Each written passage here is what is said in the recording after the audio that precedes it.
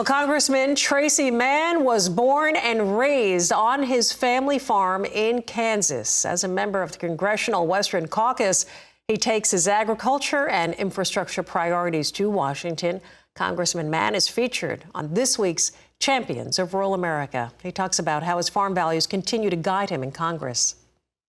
Well, they're everything, right? We just had our big Mann family reunion at our farm in Quinter over the weekend. But, the values instilled in me growing up of faith, family, getting up every day and working hard on our farm, being honest, caring for your neighbor. Those are values that are just basic to rural Kansas, rural America, and around the country. And that really is the bedrock of not just, not just me, but really our country as a whole. And we got to make sure that we keep promoting those values, protecting them, ensure they continue and get passed down to the next generation.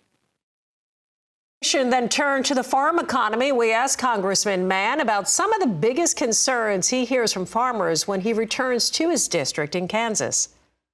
Yeah, well, the biggest thing by far right now is our low commodity prices coupled with high input costs. So you look at farms today, a lot of wheat grown in my district, a lot of sorghum, a lot of corn, soybeans, other crops as well. But you just look at the economics of where inputs are. Many times they've raised upwards of 40% over the last few years. And you look at prices it's really tough times on the family farm. Meanwhile, cattle prices are never been higher. So that segment is good.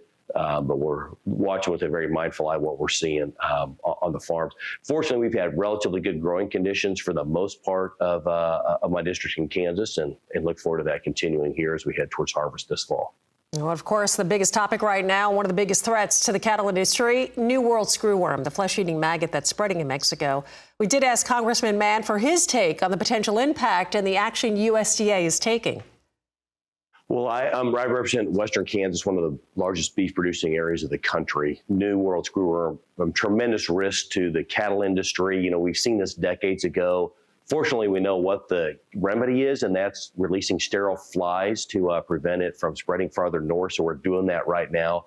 But very concerning. I agree with Secretary Rollins in sealing the border. We got to make sure the New World screwworm that's currently in Mexico never makes it into our country. Let's focus on disease prevention and not outbreak control. Let's play offense, not just defense. Now, we do need to make sure that we are investing very, robustly and very efficiently in the things that we need to do to protect our animal health.